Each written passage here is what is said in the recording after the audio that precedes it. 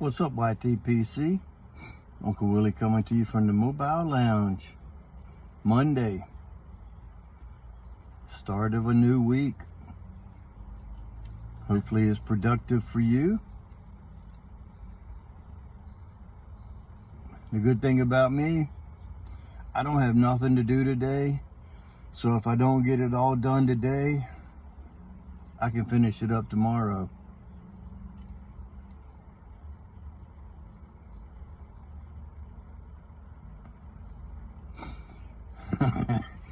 A little bit of coffee.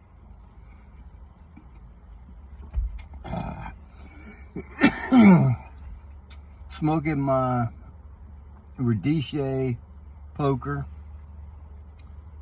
I like this. Damn it. I like this rustication. It's called Rind. Like watermelon rind. Smooth top. Of course, you can tell it's been smoked a few times. Faux bamboo stem. I watched a making of a Radice pipe on YouTube, and it almost reminded me that it might have been this pipe that I was watching them make, which I know they've made a couple. They're similar. They're handmade, so they're similar in shape, size, and whatnot. But I was watching how they done the bamboo, the faux bamboo on it. And I got my little striker on the bottom for matches. It's a great little pipe.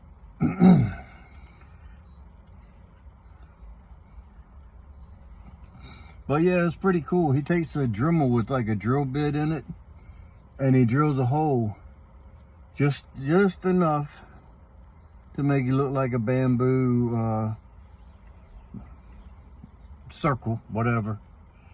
And then he does the little offset there, and then one on the other side, so that way, because bamboo goes back and forth on a stalk, stem. I know what they are, but I can't think of the word right now.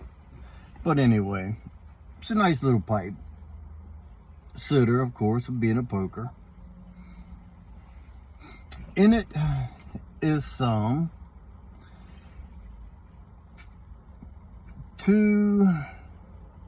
almost 2-year-old damn it. It's almost 2-year-old Peterson Elizabethan mixture. That used to be my go-to back in 21, late 20, early 21. I used to smoke a lot of Elizabethan mixture.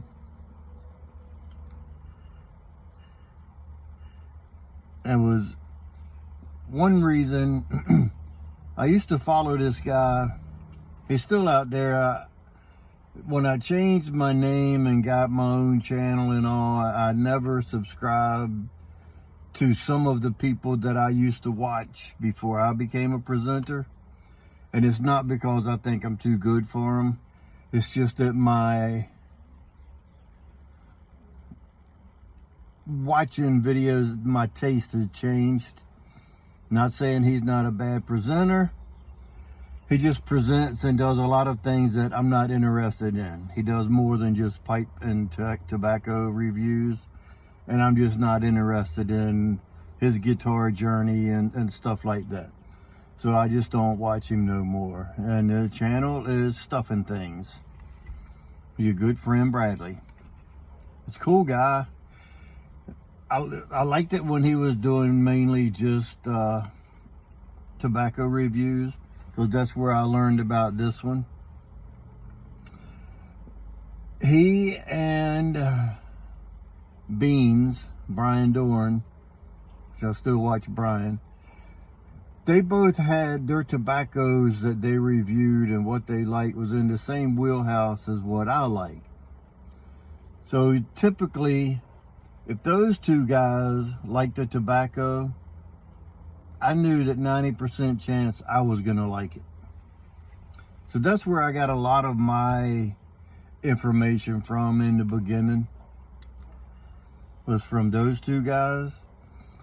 And Bradley, his favorite, I don't know what it is now, but his favorite for years was Elizabethan mixture. And if you don't know what it looks like, this is what a 10 looks like. And this is from 422 or 21. Now I'm all kind of wacko. I bought a sleeve, which is like 5 in a cellophane wrapper. I bought 5, and this is the last one, plus about 5 or 6 bowls in a jar. And I haven't smoked it since 21. I moved on to other tobaccos and whatnot. And now revisiting the Elizabethan mixture, I see why I liked it in the beginning, because it's a milder vapor, not a lot of perique in it. The Virginias are tamed down, and especially after 2 years old, they've tamed down. The 10 description says, a rich flavored blend of fine and dark Virginias, long cut, ribbon. The mixture has a touch of Louisiana perique for added zest in the smoking experience. Well, back when I was just starting out and smoking, I liked that spicy zest that you got from the perique. I became a periquophile. Then the search was on. And I found something else and found something else. Then I found some Cabby's mixture from Samuel Galwith, and my search was over. I had found the ultimate Vaper right there. But then I went on a search and I found 6 tins of Cabby's mixture in the wild out on the secondary market. And I paid dearly for them. But at the time I didn't care because I wanted them. And when I say dearly, I mean I paid like 30 bucks a tin for them. And this was 2 years ago. So I'm sure they're probably more now. Lost my lighter.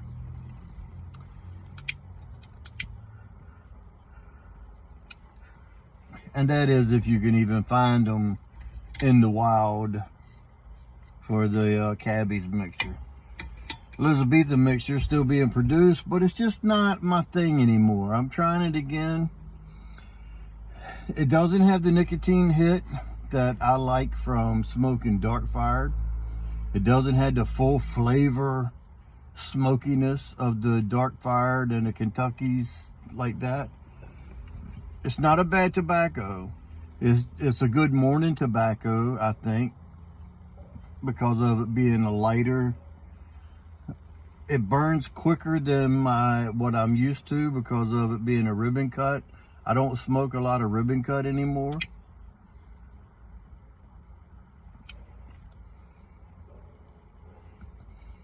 When I do, it's usually like dark bird's eye flake or Kendall Kentucky. Both of them would be in the vintage cut, which is ribbon, is all that means. They took from shag, and which I have some in the shag cut. That really burns up quick. That's like burning a bowl of penny farthing or some Five Brothers. It's just a really thin shag cut. You pack it tight and it just burns up. This stuff isn't bad. I see why I liked it back in the beginning. If you're just now trying to cross over and find a vapor that is a little zest, like it says, just a little bit in the retrohale, not strong. The Virginias are mild. They're the dark Virginias. This says fine and dark Virginias. So you don't really get that zest, that citrusy burn. This hasn't started burning my mouth, and I've smoked quite a bit of the bowl.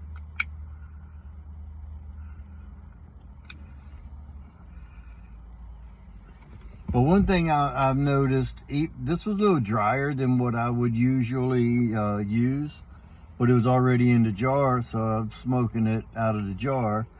Like I said, it's a little drier than what I would usually do. It's getting some gurgle, even though the tobacco is drier, it's still getting some gurgle out of it. Not really bad, but it's still getting a little bit.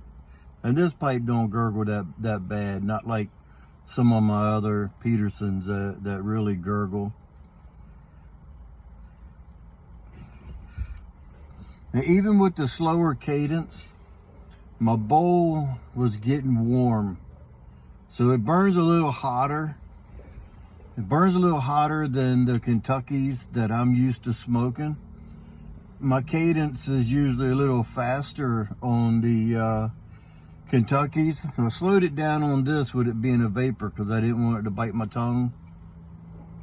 And it hasn't. It's a good smoke, like I said, a good morning smoke. But it's just too light for me. So I might end up, I don't know what I'm gonna do with that 10 yet.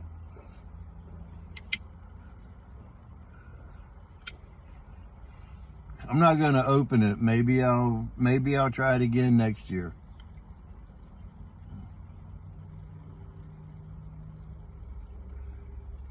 Like I say, I slowed my cadence down than what I usually smoke.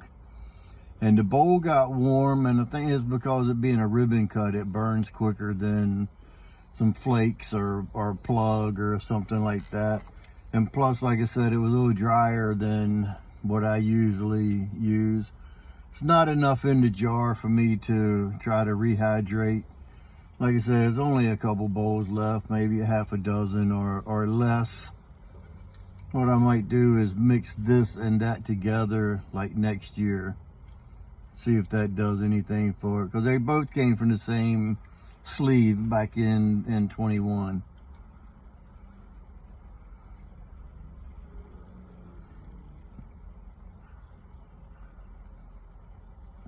So there you have it. Peterson Elizabethan mixture. I never tried the Dunhill Elizabethan mixture. By the time that I started smoking a pipe, Dunhill had quit making tobacco. But I do have a vintage tin of Dunhill. It's in the green. I think it's called Dunhill Ready Rub. I do have a tin of that. I bought it out from Boswell's out of JM's private cellar. He's got some stuff that they'll show and sell out of his private cellar. That's where I got that from. But anyway, I'm gonna jump off here. It's way longer than I'd anticipated, but that's what happens when you start rambling.